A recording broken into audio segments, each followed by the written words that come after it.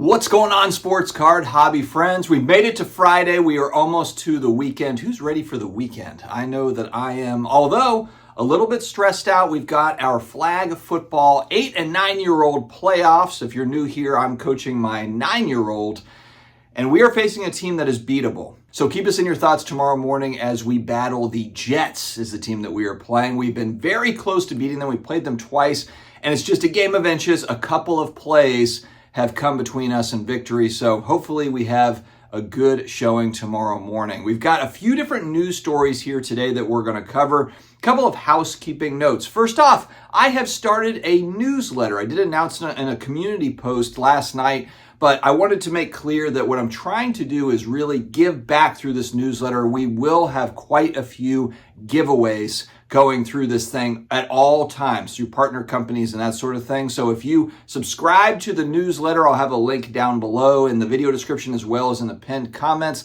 That way we can keep in touch. I plan for it to go out every Friday, and we've got $25 of card capsule supplies, so semi-rigids, card sleeves, top loaders, that sort of thing. $25 worth of that stuff is going to go out to someone. It'll be announced on Friday's newsletter next week. That'll be the first one. So make sure you subscribe. I've only got 17 subscribers so far, so odds to get the $25 of card capsule supplies are in your favor. And also, if you're on the Card Capsule site buying supplies, Sports Card Dad code gives you 10% off. Wooten Sports Cards, our friends over at Wooten Sports Cards. If you're whatnotting, if you're on the whatnot machine, make sure to check out Wooten. He's got almost 12,000 followers, 5-star reviews.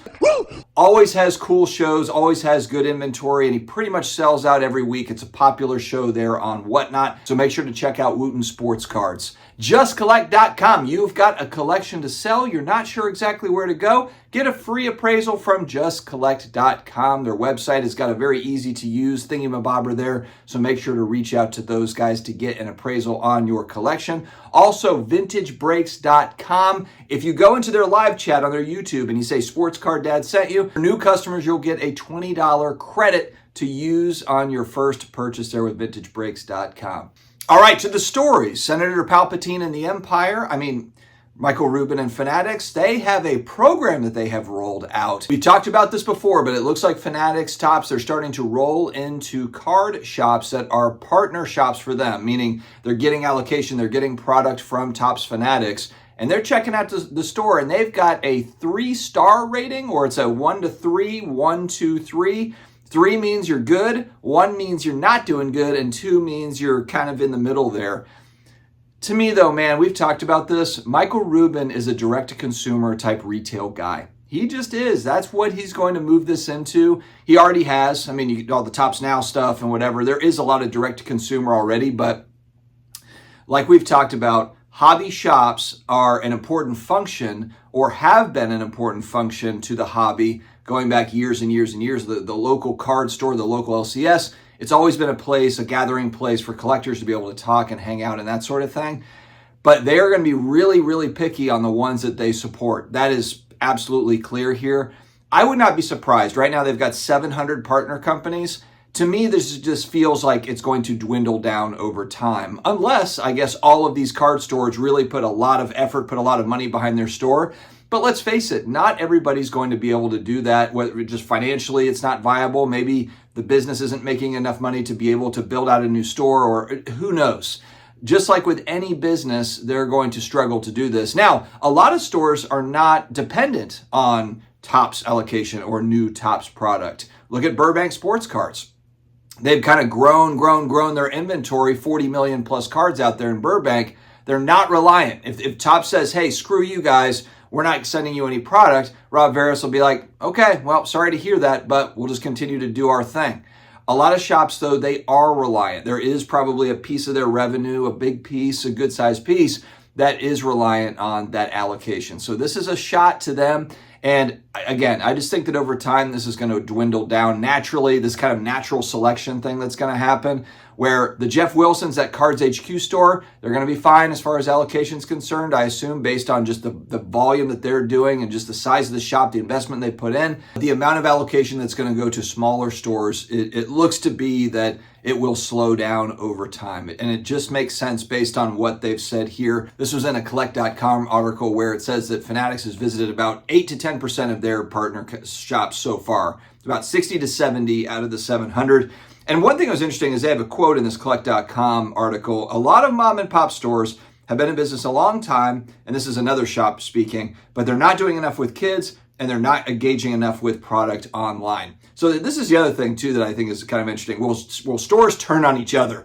Meaning like, will they say, hey, Jimmy down the street, he's not doing enough, but I know he's getting allocation, and they're ratting him out to Fanatics or whatever. Like, hey, you need to go check, send in your guys to check and make sure that they're doing the right thing.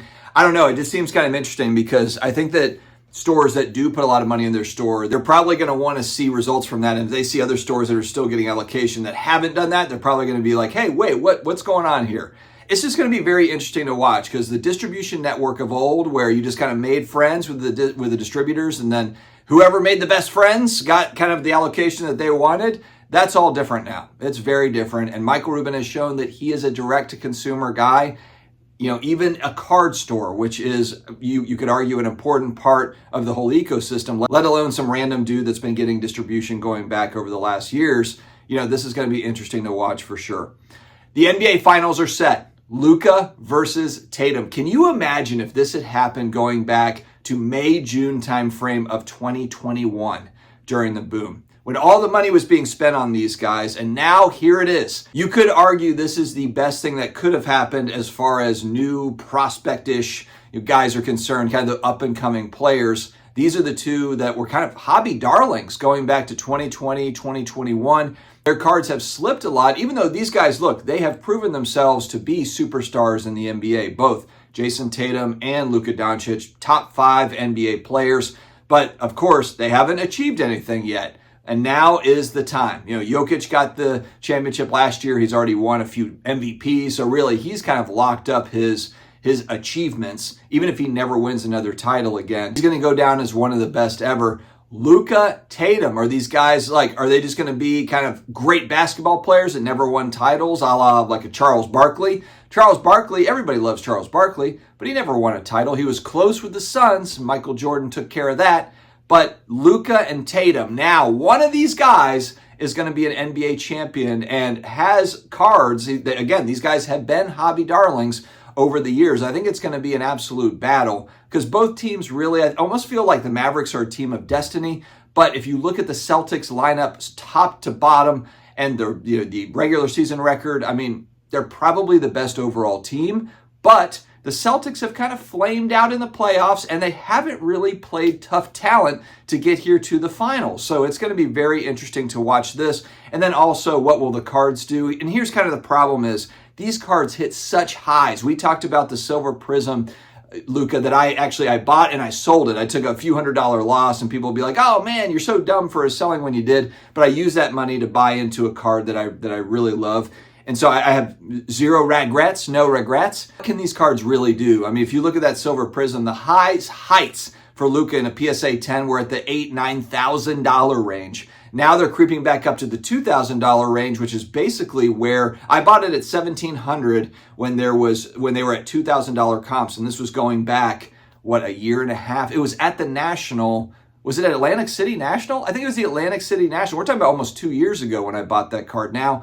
So, I mean, we're talking about it just getting back to where, basically where I had bought it.